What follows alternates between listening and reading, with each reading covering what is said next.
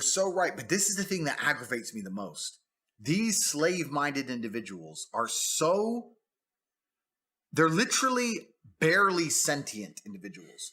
If I was the kind of person, if I was walking around with a mask on and screaming at my fellow man in supermarkets, and I've now realized that I was wrong because COVID is still here, and I'm not wearing a mask anymore, neither is anyone else, I would feel deep shame.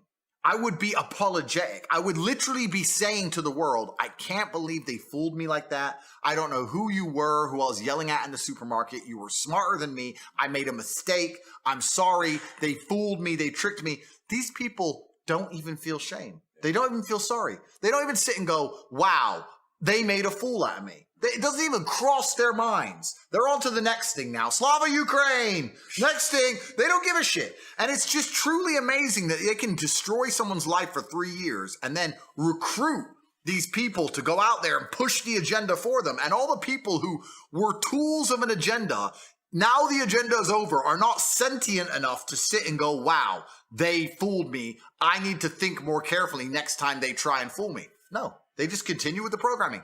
These people are completely and utterly slave-minded, genuinely slaves. They live inside of a system, and the system they're going to purport and fight to defend is going to destroy them. They're not fighting for a system which is going to give them anything other than absolute slavery and tyranny. It's truly incredible to watch in real time this kind of crap happening.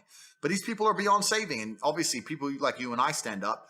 But even though we're trying to help them, once they come for us with the cancellation mob, these people cheer. It's to a degree you'd like to think it's demoralizing. You'd say, well, why am I trying to save people from themselves if they're truly this stupid?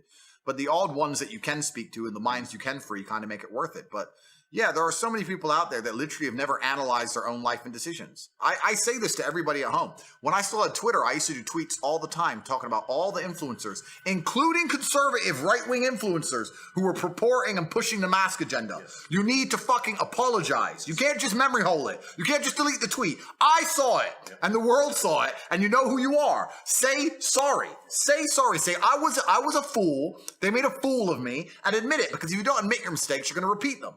And there's people out there just, oh yeah, oops, yeah, it's only a mask, no big deal. The losers, fucking losers. I want to talk about that. Let's talk about the mask. Yeah. Because I think you see the mask the way I do. Because it's just a piece of cloth thing. Yeah. I'm like, how are people not seeing what this represents and that this is a step on a ladder, right? To me, it was very clear. Once they started with those mandates and it was just, it's just a piece of cloth. And then people try to invert it. And they're like, oh, you're scared? You're scared of a piece of cloth? Oh, you're scared of it? It's like, no, I'm not the afraid one. But to me, firstly, the fact that it's literally a muzzle, yeah. Right? So you're literally going outside with, with your face covered. Also, I was just like, look, this is a compliance ladder. If people had said no to the mask mandate, mask mandates wouldn't have even been on the table. Agreed. It wouldn't have been a consideration. I was like, look, you're on one step. It's going to keep going and going. And next thing you know, oh, you've got your Vax pass and so on. And then, there's the real effects. Like, we're social beings. Being able to see people's faces is important. Communication is important. If you've got young children and they're going to learn how to speak and so on for their development, it's important. And people are like, oh, where are your studies? I'm like, bro, if you need a study for me to tell you that it's important to be able to see people's faces and their mouths moving when they're talking to you, if you can't see that there's going to be a detrimental effect, or that there's not going to be some detrimental effect of just locking people in their houses for weeks and months on end, like, yeah, you're right. I can't pull out a study, but I know that if you go to prison and they want to extra punish you, they put you in solitary confinement. Yeah. So tell me, what are your thoughts on that? No, man, you nailed it. It was a compliance exercise. You're completely right when it comes to vax mandates. The only reason all this crap ended is because people finally started to wake up. If they would have woken up sooner, it never would have happened in the first place, which is why when I saw people at the beginning of this garbage purporting and pushing the idea, I was so infuriated by it because it was so obvious to me. And I'm talking about big figures on Twitter, right-wing conservative Twitters. I couldn't fucking believe how easily they all cucked out and cowardice and were saying, yeah, wear a mask, it's just a mask, it's just a mask. No, it's not just a mask. I'm a sentient being, and I'm a an individual, and I get to decide what I want to do with my body. And if everyone else is wearing a mask, then they're already safe. So why do I fucking need one? I don't want to wear one. Who are they to tell me and force me to wear something on my face? Next, they're going to force me to put something in my bloodstream, which they attempted to do, and they failed. They did it to millions and millions of people. There was a guy on Twitter, I don't know if he's even still around, because he had a little bit of controversy, which we don't need to go into for the sake of morality. I mean, he was pro-mask, and I remember arguing with him back when I had an account. I was like, bro, what's wrong with you? Like, it's not just a mask. And then he ended up doing another tweet about how he convinced how his kids had to take the vaccine so they could play baseball or some crap. Then he went down the rabbit hole of complete degeneracy, and his fall off is pretty interesting. But it's just crazy. I couldn't, even from the very beginning, understand how people didn't see exactly what it was. It was a compliance exercise. And the people in charge of the world sat around laughing. And I really do believe it was laughing. People sit and say, oh yeah, C-19 was just for money. It's just about profit. And I think that's an optimistic way to look at it. Yes, profits were made. Yes, I agree it was just about money and money was involved. However, a lot of the people behind this stuff print money.